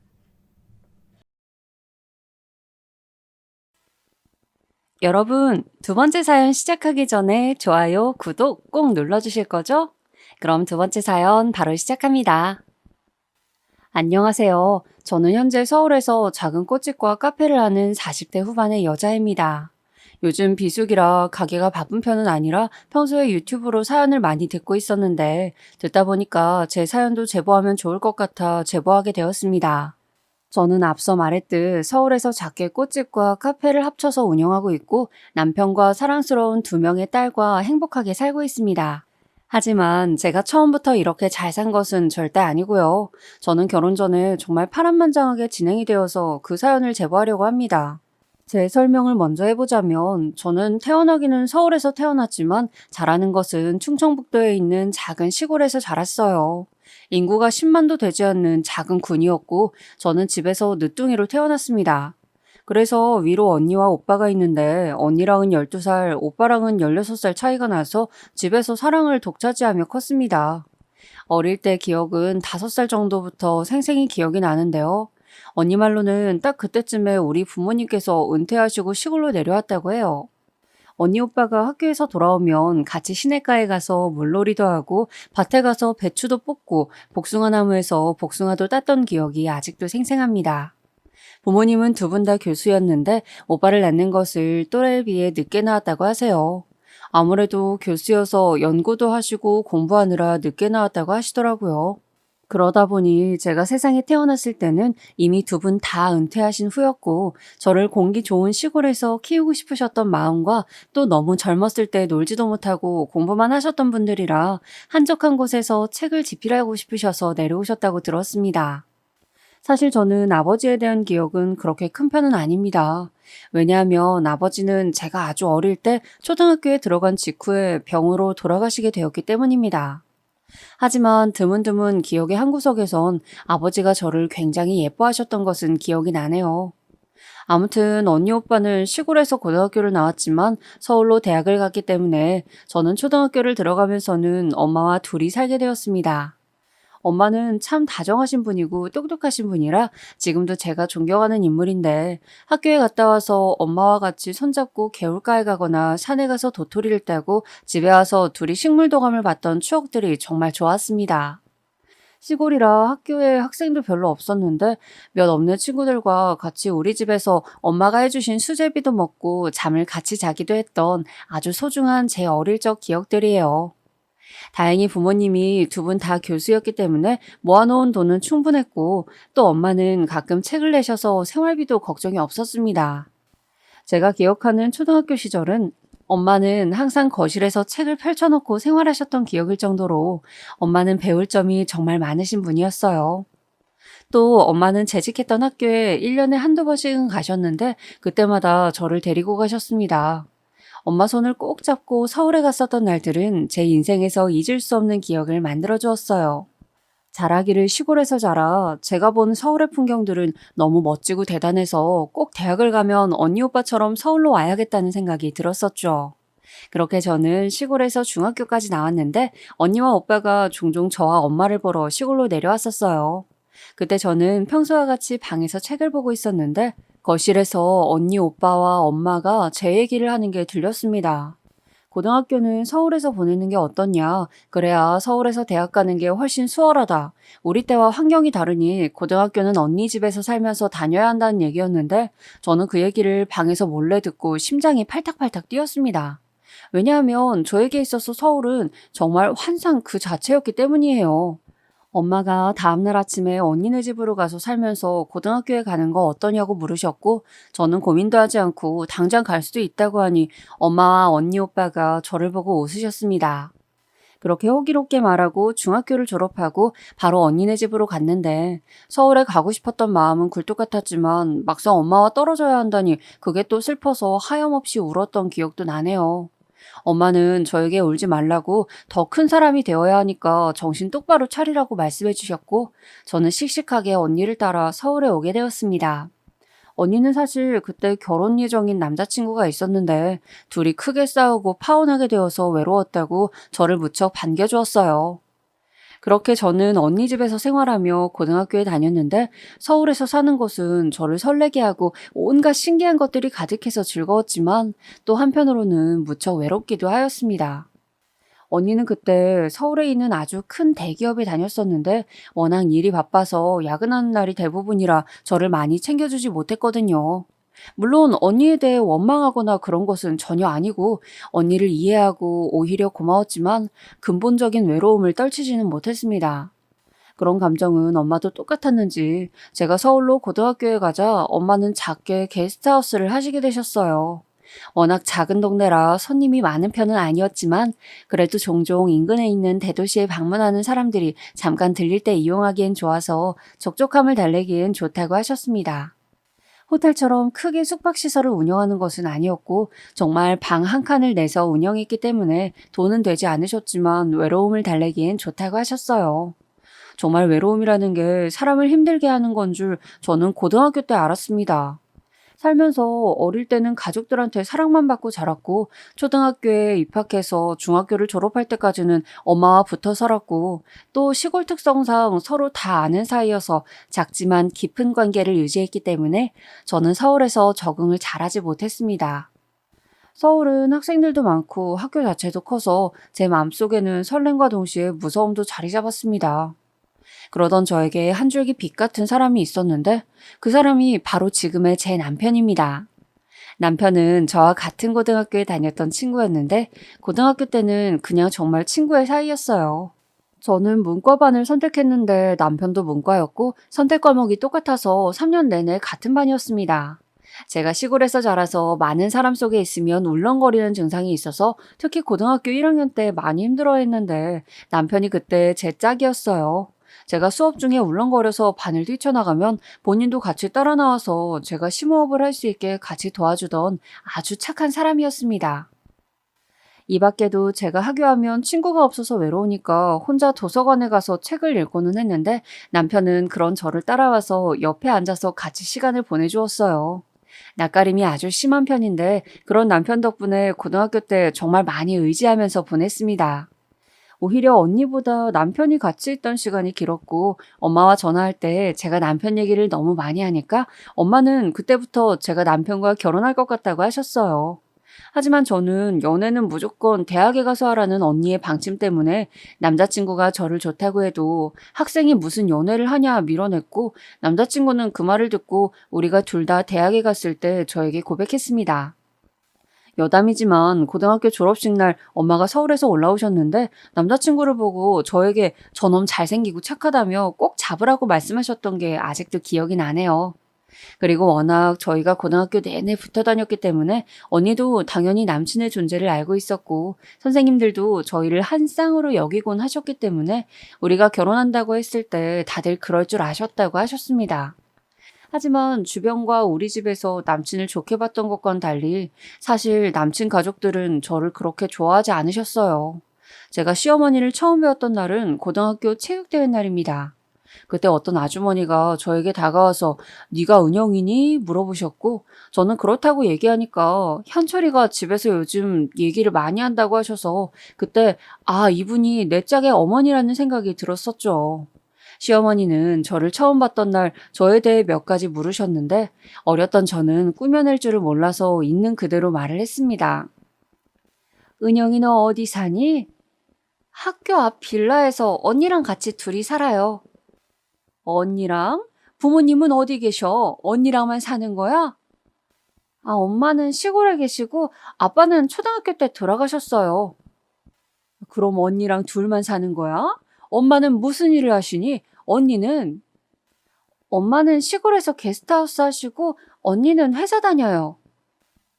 시어머니는 저를 처음 봤던 날 저에 대해 저렇게 조사를 하셨고 제가 굉장히 가난하게 자랐다고 생각하셨던 것 같아요. 게다가 활용정점으로 엄마가 고등학교 졸업식 날 저를 보러 왔다고 했잖아요. 그때 엄마가 다른 부모님들처럼 꾸미고 오시지 않았는데 그래서 시어머니는 우리가 정말 못 사는 집이라고 생각하셨던 것 같습니다. 하지만 저는 엄마가 어떤 옷을 입고 와도 상관이 없었고 그렇다고 엄마가 누더기를 입고 오신 것도 아니었는데 아무래도 제가 늦둥이니까 나이는 속일 수가 없다고 했잖아요. 그래서 외모만 보고 시어머니는 우리 집이 시골 동네에서 가난하게 사는 줄 착각하고 남친이 저를 만나는 것을 그렇게 좋아하진 않으셨던 것 같습니다. 아무튼 저는 고등학교를 졸업하고 이문동에 있는 대학교에 진학했었는데 남친은 바로 옆에 붙어 있는 대학교에 진학했어요. 학교가 정말 가까워서 연애하기 너무 좋았고 또 어느 정도 서울에 익숙해지고 나니까 대학 생활이 정말 즐거웠습니다. 남친과 사귀면서 또 싸우기도 정말 많이 싸웠지만 데이트도 많이 서울 여기저기 다니면서 했었는데 아직도 대학 근처에 가면 추억이 떠오르곤 해요. 그러다 남친이 군대에 가게 되었는데 저는 당연히 수료식에도 참여하고 면회 때도 매주 갔습니다. 저는 정말 한 주도 빠짐없이 주말마다 남친을 보러 면회에 갔는데 그러다 보니 시부모님과 남친 언니, 시누이와도 자주 보게 되었어요. 제가 면회 갈 때마다 도시락을 싸서 다녔는데 남친이 제 요리를 정말 좋아했었습니다. 요리의 비법은 저는 어릴 때부터 엄마와 같이 부엌에서 요리를 많이 했었기 때문에 웬만한 요리는 할 수 있었어요. 시골집 마당에 작게 밭이 있었는데 거기에 싱싱한 채소를 많이 키웠기 때문에 때마다 재료를 바꿔가며 엄마와 같이 요리를 했던 기억이 생생했거든요. 또 우리 엄마가 음식 솜씨가 정말 좋으셔서 시골에서 어른들이 엄마에게 게스트하우스를 할 게 아니고 식당을 크게 열면 분명 성공할 것이라고 말해주실 정도로 요리를 잘하셨어요. 그 요리를 어릴 때부터 먹고 자랐고 또 같이 만들었기 때문에 저도 요리에 대해서는 어느 정도 자신이 있었답니다. 그리고 엄마가 언니와 저보고 먹으라고 밭에서 채소나 과일이 자라면 택배로 보내주셨기 때문에 정말 싱싱한 재료로 도시락을 만들 수 있었어요. 아무래도 서울이 문화생활도 그렇고 교육도 그렇고 다 좋지만 아무래도 재료는 시골 공기 좋은 곳에서 자라는 것만큼은 아니더라고요. 그래서 엄마가 보내주신 음식 재료로 정성껏 열심히 도시락을 싸서 남친 면회에 가고는 했었는데 저는 정말 하나도 힘들지 않고 오히려 주말이 기다려지고는 했어요. 저한테 남친은 매우 큰 사람이었고 의지를 고등학교 때부터 많이 해서 저는 이미 남친과 결혼하고 싶은 마음이 컸답니다. 그리고 또 남친이 제 요리를 좋아해주고 잘 먹으니까 뿌듯한 마음도 들었고요. 그런데 가끔 제가 면회 가면 시어머니와 시누이가 같이 가곤 했었는데 제가 요리해서 도시락을 싸갈 거니까 싸우지 말라고 해도 늘 시어머니는 도시락을 싸우셨어요. 그것도 양을 어마어마하게 해서 싸우셨는데 제 도시락까지 합쳐지니까 양이 정말 많았어요. 그걸 다 먹는 것은 무리였고 또 남친은 제 도시락을 더 좋아해서 제 것을 잘 먹으니까 시어머니는 그게 속상하셨나 봐요. 표정에서 기분 나쁘신 게 티가 나니까 저는 시어머니가 오는 날에는 도시락을 안 싸서 가려고 했는데 시어머니는 언제 오는지 알려주지 않으셨고 제가 물어보면 오히려 화를 내셨어요. "아, 내 아들 면회도 내 맘대로 못 가니? 벌써 그렇게 눈치 주는 거야? 은영이 너 정말 너무한다." 저는 단순히 그냥 언제 면회 가실 거냐고 물어본 거였는데 저런 반응이 나오니까 적잖이 당황했습니다. 오해라고 설명하고 넘어갔지만 시어머니는 그 이후부터 제가 무슨 말만 하면 꼬투리를 잡으셨어요. 저도 아무리 어렸던 나이지만 사람인데 당연히 시어머니가 저를 싫어하는 것은 느꼈습니다. 하지만 그렇다고 남친과 헤어질 수는 없었던 것이 남친이 저에게 너무나도 큰 사람이었기 때문이에요. 제가 가장 힘들 때 옆에서 있어줬던 사람이 남친이었고 또 성격도 서로 너무 잘 맞았고 둘 다 내향적이라 친구가 몇 없었는데 둘이 서로에게 제일 친한 친구였습니다. 둘만 보면 너무 좋았기 때문에 절대 헤어질 수는 없었어요. 그리고 남친이 군대에서 전역할 때쯤에는 언니는 새로운 남자친구와 결혼하게 되었습니다. 저는 고등학교 입학할 때부터 언니와 함께 살았는데 이제 언니가 결혼하니까 따로 살게 되었죠. 형부가 될 사람은 같은 회사에 다니는 언니의 동료였는데 저도 결혼 전에 봤더니 사람이 정말 다정하고 괜찮으신 분이었어요. 저에게도 매우 잘해주었고 저는 언니의 결혼을 매우 축하했습니다. 하지만 언니 결혼을 축하하는 것과는 달리 당장 제가 살 곳을 구해야 했어요. 언니가 살던 집은 팔아서 결혼할 때 들고 가야 했기 때문이에요. 그때까지 저를 키워준 것만으로도 언니는 충분히 저한테 많은 것을 제공해 주었기 때문에 저는 서운한 마음이 들지는 않았습니다. 그렇게 언니가 결혼하면서 저는 혼자 살 집을 알아봤는데 아무래도 제가 학생이니까 학교 주변으로 알아보기 시작했어요. 그러다 학교 주변에 원룸을 얻게 되었고 저는 혼자 살기 시작했습니다. 처음으로 혼자 살게 되었는데 처음엔 낯설었지만 금방 적응했고 살다 보니 독립된 생활이 마음에 들었어요. 남자친구도 전역하고 둘이 학교가 붙어 있어서 학교 끝나고 우리 집에서 같이 저녁도 만들어 먹고 굉장히 즐겁게 지냈습니다. 아무래도 대학생이라 둘 다 돈이 많지 않았는데 둘이 아끼고 아껴서 집에서 같이 요리를 해 먹고 과제도 하고 고등학교 때처럼 정말 계속 붙어 다녔어요. 자연스럽게 남자친구는 우리 학교에 저는 남자친구 학교에도 많이 갔고 서로 동기들과도 친하게 지낼 정도였습니다. 또 방학 때는 제가 엄마를 보러 시골에 내려갔는데 남자친구도 그런 저를 따라서 같이 시골에 내려가기도 했습니다. 그러면서 제가 어릴 때 다녔던 초등학교에도 가고 시내가에 가서 놀기도 했어요. 엄마는 남자친구를 정말 마음에 들어 하셨는데 워낙 남자친구가 싹싹하고 엄마한테 잘했기 때문이에요. 시골에 갈 때마다 남자친구는 힘을 써야 하는 곳에 적극적으로 나서서 도와주었고 엄마는 그러지 말라고 하셨지만 나서서 밭일도 하고는 했습니다. 남자친구는 평생을 서울에서 자라 이런 시골에 와보는 것이 난생 처음이라고 설렌다고 저에게 말했어요. 같이 저녁을 먹고 산책도 하고 별도 보고 어르신들 밭일도 도와주고 과일도 먹는 즐거운 방학 생활을 보내곤 했었습니다. 그리고 엄마는 늘 남자친구가 시골에 내려오면 가는 길에 밭에서 딴 채소들을 남자친구 손에 들려보내곤 하셨어요. 싱싱한 상추와 배추 같은 채소들을 박스로 남자친구에게 주었고 남자친구는 그것들을 들고 집에 가고는 했습니다. 그리고 저는 오빠도 있다고 했잖아요. 오빠는 서울에서 고깃집을 운영하고 있었어요. 오빠는 이미 결혼해서 조카도 낳았는데 오빠가 가게를 하고 새언니도 오빠를 도우니까 아기를 봐줄 사람이 없었어요. 그래서 제가 조카를 대신 봐주기도 했었는데 남자친구가 저와 같이 조카를 데리고 놀이공원도 가고 맛있는 것도 먹으러 다녀서 얼마나 즐거웠는지 몰라요. 그렇게 조카를 데리고 다니면 오빠가 수고했다고 용돈도 주고 고기도 마음껏 먹을 수 있어서 저는 너무 좋았고 남자친구도 저에게 그 당시에 먼저 조카 보러 가자고 할 정도로 예뻐했기에 저희는 너무 즐거웠습니다. 평일에는 학교에 다니며 같이 과제하고 취업 준비도 하고 재미있게 놀고 주말에는 바쁜 오빠 부부를 위해 조카도 돌보고 용돈도 받으며 행복하게 지냈었는데 그걸 시어머니에게 들켰던 날이 있어요. 그날은 조카와 셋이 놀이공원에 가기로 한 날이었는데 남자친구가 집에 지갑을 놓고 왔다고 잠깐 들리자고 해서 같이 남자친구 집으로 가고 있었습니다. 그런데 정말 우연히 집 앞에서 시어머니와 시누이가 장을 보고 들어오고 있었고 우리랑 딱 맞닥뜨리게 되었어요. 시어머니는 저를 보고 달려와서 이 아기 정체가 뭐냐고 물어보셨고 저는 조카라고 말했지만 시어머니는 정말 조카가 맞냐고 저에게 말씀하시면서 도대체 우리 아들한테 왜 그러냐고 속상하시다고 하소연을 하셨습니다.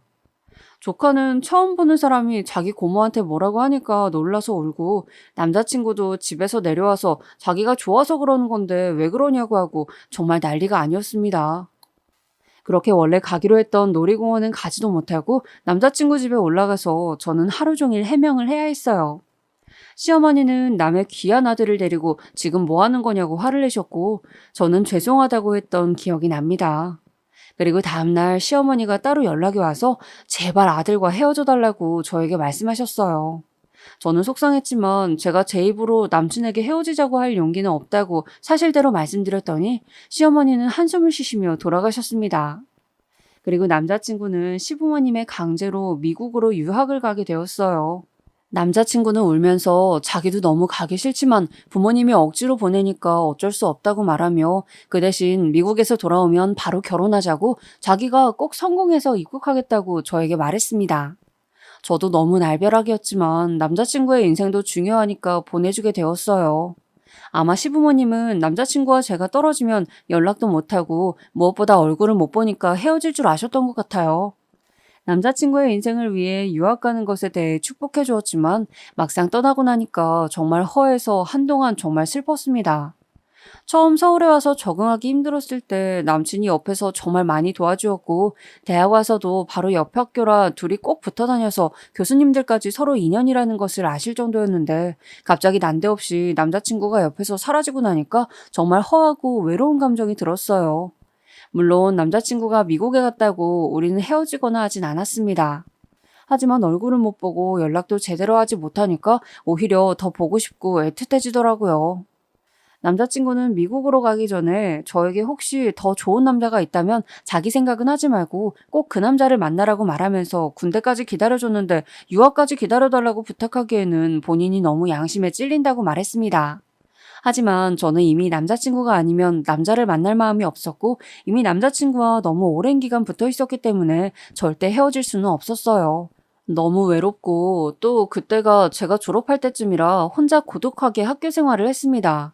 그리고 저는 남자친구 없이 졸업하고 직장에 취직하게 되었어요.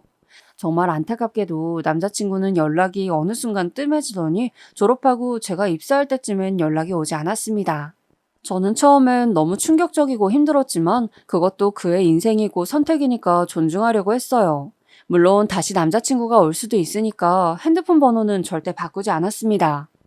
취직하고 자취했던 원룸을 정리하려고 갔는데 남자친구 흔적이 너무 많아서 치우는데 정말 많은 감정 소모를 했었던 기억이 나요. 둘이 정말 맨날 붙어 다녔기 때문에 원룸에는 남자친구 전공책도 있었고 둘이 주고받던 편지와 선물들도 그대로 있었습니다. 그것들을 차마 버릴 수 없어서 그대로 상자에 넣고 직장 근처에 자리 잡은 원룸에 그대로 두었어요.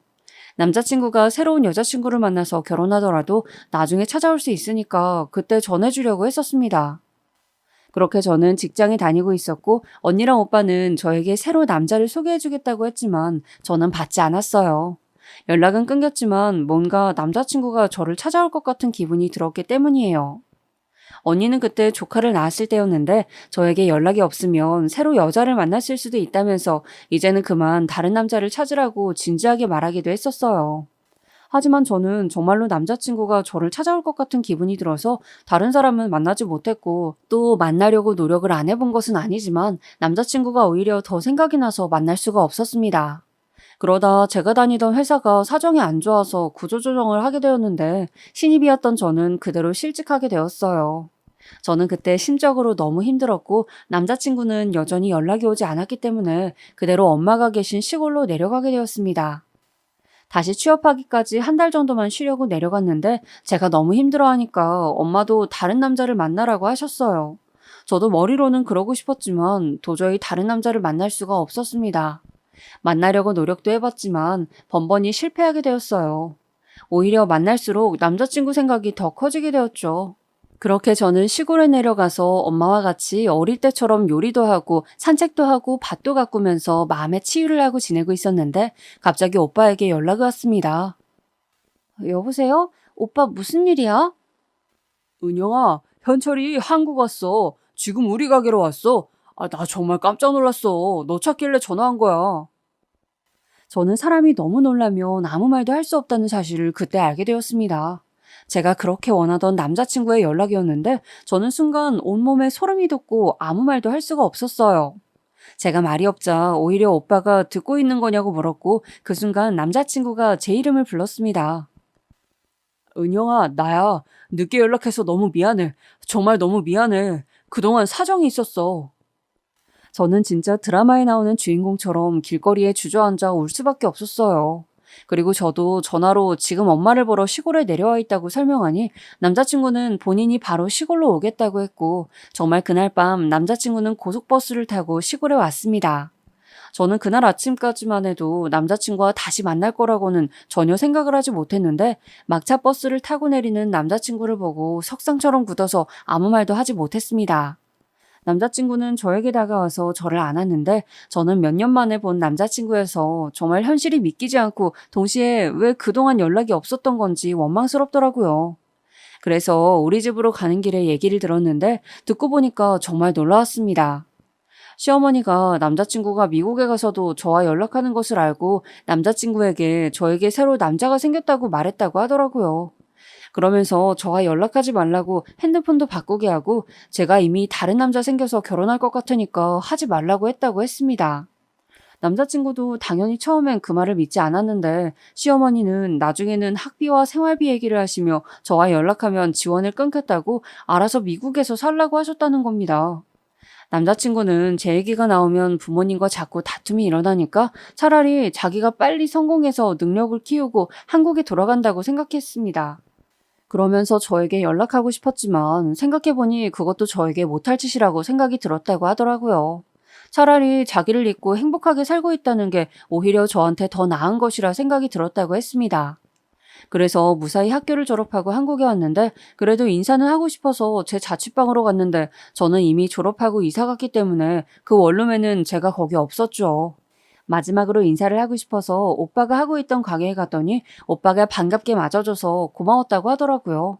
남자친구가 조심스럽게 저에 대해서 얘기를 물어보려고 했는데 오빠가 먼저 나서서 은영이가 널 얼마나 그리워했는지 아냐고 했다고 하더라고요. 남자친구가 묻기도 전에 오빠가 제가 그동안 남자를 안 만나고 있었다, 연락을 기다리고 있다 등등 얘기를 했고 남자친구는 그 소리를 듣고 속으로 정말 다행이라고 생각이 든과 동시에 미안한 마음이 들었다고 했습니다. 그렇게 울고 웃으며 집까지 걸어가는 동안 많은 얘기를 했고 몇 년 만에 본 남자친구는 정말 원래도 멋있었지만 훨씬 더 듬직한 모습으로 제 앞에 나타났습니다. 그리고 엄마에게 가서 둘이 인사하는데 엄마도 너무 반가워하셨고 남자친구는 엄마에게 연락 못해서 죄송하다고 사과하고 엄마는 괜찮다고 뭐가 미안하냐고 하시고 정말 행복한 밤을 보냈습니다. 셋이 많은 얘기를 하느라 잠도 제대로 자지 못했어요.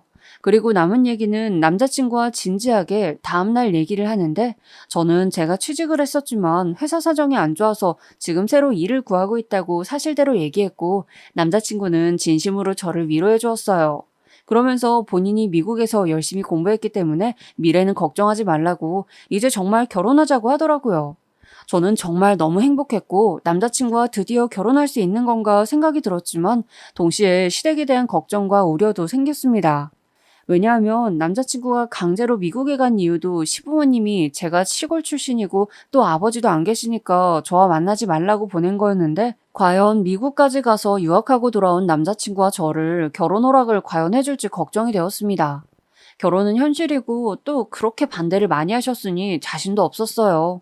제가 사실대로 남자친구에게 터놓자 남자친구는 자기도 그게 정말 걱정이었지만 그래도 자기가 잘 말해보겠다고 자기를 믿으라고 말하고 홀로 서울로 가게 되었습니다. 그렇게 남자친구는 서울로 가고 저는 시골에 계속 남아 있었는데 갑자기 오빠에게 전화가 와서 받았더니 정말 황당한 얘기를 듣게 되었어요. 바로 시어머니가 오빠 가게까지 찾아가서 제발 자기 아들을 놔달라고 했다는 거예요. 사실 제가 그동안 시어머니가 저를 마음에 들어 하지 않는다고 가족들에게 터놓고 있지 않았었는데 오빠는 시어머니가 가게에 찾아오니까 너무 당황스럽다고 저에게 말했습니다. 저는 피하지 않고 남자친구와 같이 시부모님께 말해야겠다고 생각해서 서울로 가서 시부모님을 배웠는데 정말 시부모님은 예전보다 훨씬 강경하게 반대하셨습니다. 정말 쉽지 않았어요. 어머니, 저 정말 은영이와 결혼하고 싶어요. 고등학교 때부터 제가 말씀드렸잖아요. 안 된다. 절대 안 돼. 너 정도면 훨씬 좋은 여자 만날 수 있어. 우리가 지금 안 그래도 알아보고 있으니까 가만히 있어. 조건 좋은 여자 널리고 널렸는데 도대체 왜 이러니? 아버지, 은영이처럼 착하고 예쁘고 성실한 사람 없어요. 아가씨도 생각이 있으면 아가씨가 내 아들 놔줘요. 부탁이에요.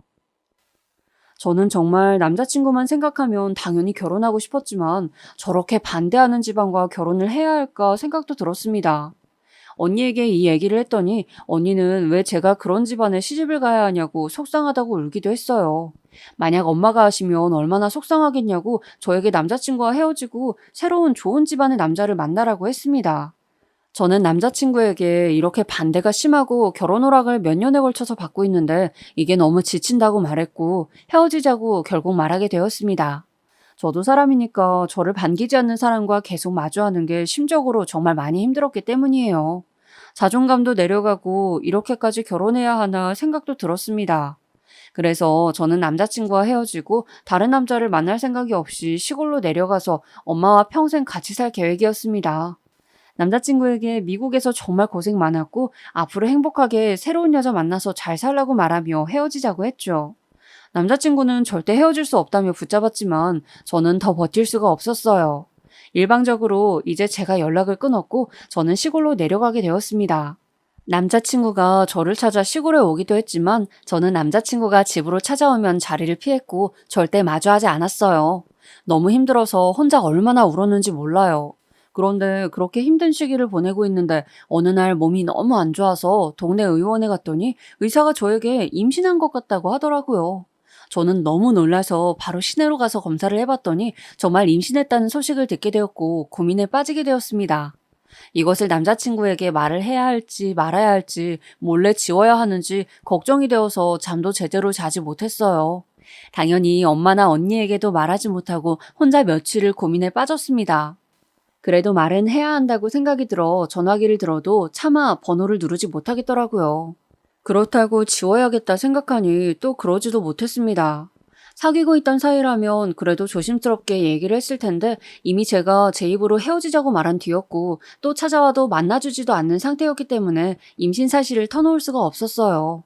제가 너무 힘들어하니까 그게 겉으로도 티가 났는지 엄마가 무슨 일이 있는 거냐고 물으셨고 저는 그래도 터놓지 못했습니다. 그냥 남자친구와 헤어져서 힘들다고 말하긴 했는데 제가 잠도 못 자고 먹지도 못하니까 엄마는 남자친구에게 저 몰래 연락해서 남자친구가 시골로 내려오게 되었습니다. 저는 남자친구 얼굴을 보고 그동안 참아왔던 게 터져서 붙잡고 울면서 결국 임신 사실을 알리게 되었죠. 남자친구는 처음에는 굉장히 당황했지만 나중엔 오히려 잘 됐다고 하면서 아이를 빌미로 결혼하자고 저에게 말했어요. 저는 그게 말이 되는 소리냐고 물었고 남자친구는 진심으로 기뻐하면서 이제 본인 부모도 반대하지 못할 거라고 했어요.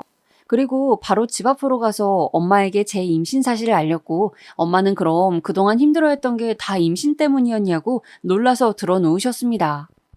엄마는 결혼한다면 본인이야 너무 좋지만 시댁 반응도 살펴야 하니 남자친구에게 말을 잘해달라고 부탁했어요. 남자친구는 제 손을 잡고 그 길로 바로 서울에 갔고 우리는 시댁으로 가서 임신 사실을 밝히게 되었습니다. 저는 아직도 그날 시어머니의 얼굴이 떠오르는데요. 그 아이가 네 아이인지 어떻게 알아? 아무도 모르는 거야. 네 새끼 아닐 수도 있어. 뭘 믿고 그렇게 단정하는 거야? 어머니, 그게 무슨 말씀이세요? 현철 씨 아이 맞아요. 다른 건 몰라도 이건 정말이에요. 엄마, 정말 왜 그러세요? 저는 은영이와 결혼하고 싶어요. 제발 허락해 주세요. 시어머니는 급기야 아이가 남자친구 아이가 아닐 것이라고 우기셨고 저는 그것은 정말 아니었기에 처음으로 강하게 제 의견을 표출했어요. 시아버지도 저를 그렇게 마음에 들어 하지는 않으셨지만 제가 임신했다고 하니 어쩔 수 없이 결혼 허락을 결국 하시게 되었습니다. 시어머니는 끝까지 반대하셨지만 자식 이기는 부모 없다는 말 아시죠? 남자친구가 단식투쟁까지 하자 시어머니도 결국 백기를 드셨습니다. 저도 남자친구가 단식투쟁까지 할 줄은 몰랐는데 저와 결혼하지 않으면 차라리 죽겠다고 아무것도 먹지 않고 방에서 나가지도 않고 말에 대답도 하지 않으니 결국 시어머니도 허락하게 되었죠. 아무리 말려도 들은 척도 하지 않았다고 하더라고요. 그렇게 남편의 단식투쟁과 아기 덕분에 우리는 우여곡절 끝에 결혼할 수 있었는데 그것은 시작이었습니다. 시어머니는 상견례 때도 기분이 안 좋으신 것을 엄청 티내셨고 엄마가 결국 저에게 따로 시어머니 표정이 너무 안 좋으시다고 말씀하실 정도였어요. 시어머니는 사실 가진 것에 비해 사치가 매우 심하셨는데 그런 점이 우리 엄마와는 정반대셨습니다. 엄마는 교수로 재직하실 때도 온화하시고 똑똑하셔서 제자들이 시골로 종종 찾아올 정도였어요. 하지만 원래 꾸미는 걸 안 좋아하시고 또 티내는 것도 안 좋아하셔서 겉모습만 봐서는 평범하세요. 하지만 시어머니는 본인 재산에 비해 과하게 꾸미는 걸 선호하시고 정말 겉모습으로 사람을 판단하는 분이셨죠. 그래서 본인이 보기에 우리 엄마가 꾸밀 줄 모르고 시골에 살고 또 제가 아빠도 계시지 않으니까 무시했던 것 같아요. 저는 저한테 그러는 것은 참아도 엄마한테 그러는 건 도저히 못 참아서 제가 엄마도 젊으셨을 때 교수로 재직하셨고 지금 유명 정치인들도 제자로 두고 계시다고 말하고 싶었지만 엄마가 극구 반대하셔서 말을 할 수가 없었어요. 엄마는 지나간 직업은 지나간 것이고 본인은 지금 시골에서 작게 게스트하우스를 운영 중인 사람이니 그렇게 시부모님께 소개했고 시부모님의 편견은 더욱 커지게 되었죠. 남편에겐 시누이도 있었는데 시누이도 저에게 시골 사는데 예단은 제대로 해올 수 있냐고 물을 정도였습니다. 하지만 엄마가 시골에 살고 계셨지만 돈이 없는 것은 아니었기 때문에 시댁에서 요구한 예단을 충분히 해줄 수 있었어요. 제가 그 정도는 가능하다고 답하니 시어머니는 무리하게 대출받지 말고 못하겠으면 말하라고 하더라고요. 그런데 정말 감당 가능해서 저는 당당했습니다. 신혼집은 남편 직장 근처에 잡게 되었고 저는 태교를 하며 미리 들어가서 남편과 살았습니다. 결혼식은 아이를 낳고 하자고 결정했기 때문에 미리 신혼집에서 살고 있었는데 그렇게 살다 보니 어릴 때 대학생 때 제 원룸에서 둘이 살았던 것도 머리에 생각나고 추억이 떠올랐어요. 그렇게 저는 첫째 아이를 낳게 되었고 앞서 말했듯이 공주님이 태어났습니다. 시어머니는 노골적으로 다음에는 아들을 낳으라고 하셨지만 남편과 저는 성별이 무슨 상관이냐고 우리가 좋으면 됐다고 하며 즐겁게 결혼식 준비를 하게 되었죠. 그렇게 제가 산후조리도 하고 슬슬 결혼식 준비를 하는데 한복을 고를 때 마찰이 있었어요. 보통은 분홍색 한복은 신부 측에서 많이 입는 한복이잖아요. 그런데 시어머니가 본인이 분홍색의 예쁜 한복을 입겠다고 한복집에서 고집을 부리셨어요. 저번이 분홍색은 신부 색상이라고 말해도 듣지를 않더라고요. 결국 엄마가 본인은 아무 색도 괜찮으니 사돈 편하신 대로 하시라고 했고 시어머니는 한복집에서 제일 화려한 한복을 고르게 되었습니다. 엄마는 이미 오빠와 언니가 결혼할 때 한복을 입었기 때문에 가지고 계신 한복을 입게 되었죠. 저는 엄마에게 예쁜 한복을 해주고 싶었는데 엄마는 본인이 괜찮으시다며 보통 한복을 입으셨어요. 그렇게 크고 작은 마찰을 잠재워가며 결혼식을 준비했고 결국 결혼식 날이 되었습니다. 엄마는 자식 중 제가 늦둥이었고 저에게 애정이 매우 크셨기 때문에 아는 분들에게 처음으로 연락을 많이 돌리셨어요. 원래 제자들에게도 절대 연락하지 않으시는데 이번에는 먼저 연락하셔서 늦둥이 딸이 결혼한다고 알리셨다고 하더라고요. 제가 정신없이 화장하고 신부 대기실에 들어가서 손님 맞이를 하다가 잠깐 드레스에 문제가 생겨 로비로 나왔는데 그때 시댁 식구들이 하는 말을 우연히 듣게 되었습니다. 엄마는 오빠가 결혼할 때 맞추었던 하늘색 한복을 입고 있었는데 아무래도 오빠는 저와 나이 차이가 16살이나 나고 결혼한 지 꽤 되었기 때문에 한복이 오래된 것이었어요. 저도 그것을 알기에 엄마에게 새로 해주고 싶었던 거죠. 아무튼 그래서 저도 엄마 한복이 계속 머리에 걸렸는데 시어머니가 하는 말씀이 제 귀에 콱 박히게 되었습니다. 촌사람이라 옷발도 더럽게 안 봤네? 너무 촌스러워. 엄마, 분홍색 한복 입길 잘했어. 엄마밖에 안 보여. 아니, 저 한복 정말 몇 년 전 거야? 시골 살아서 뭘 모르나 봐. 시누이랑 시어머니가 둘이 키득거리면서 우리 엄마를 보고 비웃고 있는 장면을 보자 저는 정말 속에서부터 열불이 나기 시작했습니다. 아무리 아이를 낳고 결혼식을 올리는 상태였지만 저는 우리 엄마를 저렇게 무시하는 것을 차마 넘기질 못하겠더라고요. 그래서 드레스를 부여잡고 시어머니한테 가서 따지려고 했는데 그 순간 엘리베이터에서 유명 정치인이 내려서 걸어왔습니다. 그 정치인은 워낙 유명해서 뉴스에도 많이 나오는 사람이었는데 그래서 사람들의 시선이 그 사람에게 쏠리기 시작했어요. 알아보는 사람이 정말 많았거든요. 그리고 정말 놀랍게도 그 정치인은 우리 엄마에게 나타나서 고개 숙이며 인사를 했습니다. 교수님, 막내따님 결혼 진심으로 축하드립니다. 엄마는 와줘서 고맙다고 인사하시면서 반갑게 맞이하셨어요. 사람들이 수군거리기 시작했고 정치인은 저에게 와서 말을 걸었어요. 아이고, 오랜만인데 많이 컸네요. 결혼 축하드려요. 교수님 댁에 다음 달에 찾아뵐게요. 아, 와주셔서 감사합니다. 네, 다음 달에 놀러 오셔요. 이 뒤로도 유명 정치인이 더 방문했고 정치인뿐만 아니라 연예인들과 각종 유명 인사들도 많이 방문해 주었습니다. 나중에 알고 보니 언니와 오빠 결혼식 때는 엄마가 일부러 부르지 않았다고 하셨어요. 그래서 오고 싶어도 참석하지 못했는데 막내딸이라 부르신 것 같다고 유명하신 분이 저에게 말씀해 주셨어요. 저는 로비로 나온 김에 얼떨결에 같이 손님 맞이도 하며 엄마 제자분들을 많이 만나고 인사하게 되었습니다. 그리고 엄마 쪽으로 화환도 어찌나 많이 왔는지 셀 수가 없었어요. 시어머니가 결혼 전에 저에게 본인 집이 워낙 인맥이 많아서 화환 개수가 차이 날 수도 있다고 했는데 오히려 우리 집 화환이 너무 많아서 시댁 쪽으로 침범하기까지 했습니다. 제가 그렇게 손님 맞이를 하고 결혼식을 올리는 도중에 시댁 쪽을 보니까 아무 말도 못하고 얼굴이 새파랗게 질려 있더라고요. 그렇게 보이는 것에 열심히 집착하는 사람들이니 얼마나 창피했겠어요. 그렇게 결혼식은 순조롭게 마무리가 되었고 시댁에 찾아갔더니 저는 정말 딴 사람인 줄 알았습니다. 아이고, 우리 며느리 오셨나? 정말 고생 많았어. 이리 앉아서 이것 좀 먹어. 올케가 좋아한대서 이거 우리가 만들어놨어. 저는 정말 시어머니한테 저런 목소리가 있는 줄 처음 알았습니다. 결혼식 이후로 시어머니는 노골적으로 저에게 잘해주셨어요. 본인 아들을 저와 결혼시킬 수 없다며 미국까지 보냈던 사람이 맞는 걸까 의심이 들 정도로 저에게 우리 며느리 새아가 하면서 잘해주셨죠. 그러면서 사돈이 교수님이셨으면 미리 말하지 그랬냐? 그러면 서로 오해 없이 순조롭게 진행되지 않았겠냐고 하셨어요. 저는 그 말을 듣고 어이가 없었지만 겉으로 티내진 않았습니다. 엄마가 어릴 때부터 벼는 익을수록 고개를 숙이라는 말을 저에게 하시기도 했고 무엇보다 큰 소리를 내는 것을 별로 좋아하지 않는 분이셨거든요. 그리고 결과만 본다면 덕분에 시부모님은 저에게 결혼식 이후로 꼼짝 못하셔서 오히려 방해 없이 남편과 잘 살고 있답니다.